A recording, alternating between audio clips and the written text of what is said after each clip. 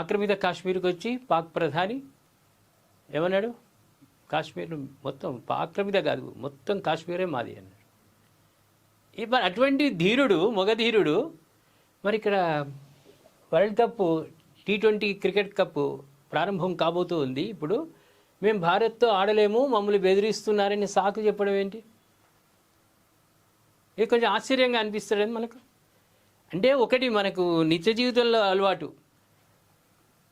ఓడిపోయేటువంటి వ్యక్తి ఆడేటువంటి నటన, వాళ్ళ మాటలు చూస్తే సినీ రచయితలు, నటులు భయపడాలి. ఎంత మాకంటే గొప్ప నటుడు వీడని. ఇప్పుడు పాకిస్తాన్ పని కూడా అంతే, ఎట్లయినా గెలవదు, ఏదో ఒక సాకుతోటి. గెలిచే ధైర్యం ఉన్నవాడు గెలవని వాళ్ళను బెదిరించేటువంటి పరిస్థితి లేదు. నిజ జీవితంలో కూడా అంతే. గెలిచే గుర్రము ఓడే గుర్రాన్ని ఎందుకు బెదిరిస్తుంది? దానికి ఏం అవసరం? ఎట్లయినా గెలుస్తానే ధీమా కదా, ఓడిపోతాననే ధీమా దానికి ఉంది.